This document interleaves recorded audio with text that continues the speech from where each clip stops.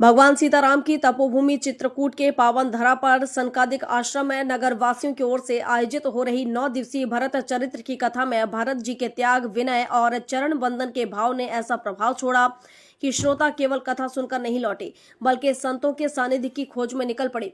इसी भाव प्रेरणा में कथा के चतुर्थ दिवस रविवार को कथा परिसर के भक्ति चित्रकूट की प्रसिद्ध टाटी घाट के तपोवन पहुंचे। टाटी घाट में 100 साल से ऊपर कई संत गुप्त स्थान में दिन रात राम नाम का भजन कर रहे हैं, जो कभी चित्रकूट छोड़कर बाहर नहीं जाते। भारत चरित्र पर आधारित कथा ने भक्तों के मन में संत संग की लालसा जगा दी। नौलखी खालसा के श्री महंत एवं कथा व्यास राम मनोहर दास जी महाराज के सानिध्य में मंदाकिनी नदी के तट की ओर घने जंगलों के बीच करीब 3 किलोमीटर की दुर्गम पदयात्रा कर टाटी घाट में परिकर तपस्वी संतों की कुटियों तक पहुंचे। पथरीली चढ़ाइयां, सकरी पगडंडियां और एकांत वन प्रदेश, हर मोड़ पर साधना की कठोरता का साक्षात्कार हुआ। कठिन मार्ग के बावजूद परिकरों की गति थमी नहीं, बल्कि दर्शन की लालसा थकान से बड़ी साबित हुई। कुटियों में निवासरत तपस्वी बैरागी संत मोहन दास जी, चतुर्भुज दास जी महाराज, मुनि दाऊ जी, सियाराम बाबा और पंजाबी भगवान के दर्शन कर परिकरों ने आशीर्वाद लिया। वर्षों की साधना से दमकते संतों के मुखमंडल पर शांति की आभा और वाणी में स्थिरता दिखाई दी। तपोवन में राम नाम संकीर्तन की ध्वनि के बीच संतों का जीवन क्रम देखकर श्रद्धालु भाव विभोर हो उठे। दर्शन के दौरान वयोवृद्ध तपस्वी टीकाराम दास जी से भी भेंट हुई, जो प्रतिदिन 5 लाख राम नाम जप की साधना करते हैं। संतों की साधना निष्ठा ने परिकरों को अनुशासन और निरंतर जप की प्रेरणा दी।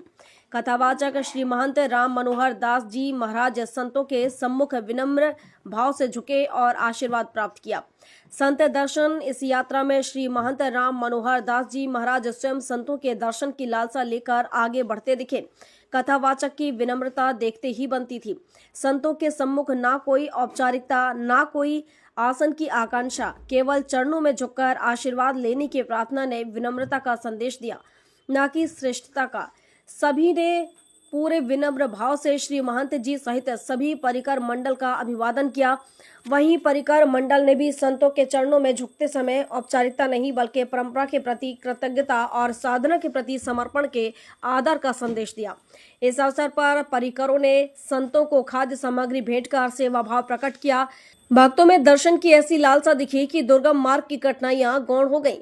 कई श्रद्धालु पहली बार ऐसे एकांत तपोवन पहुंचे जहां न शोर न सुविधा, केवल साधना की शांति मिली। संतों ने सेवा स्वीकार करते हुए सभी श्रद्धालुओं को साधना में निरंतरता और सेवा भाव बनाए रखने का उपदेश दिया।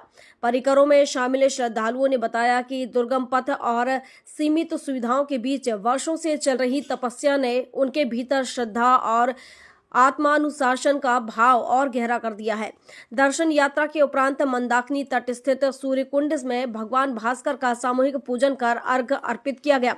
साधकों ने सूर्य उपासना के साथ संकल्प लिया कि भरत भाव को जीवन में उतारते हुए अहंकार त्याग कर सेवा, अनुशासन और मर्यादा का पथ अपनाएंगे। तपोवन की यह यात्रा परिकर मंडल के लिए केवल दर्शन नहीं, बल्कि साधना और विनय का जीवंत पाठ बनकर स्मृतियों में अंकित हो गई। गंज बसौदा से ओम प्रकाश चौरसिया की रिपोर्ट।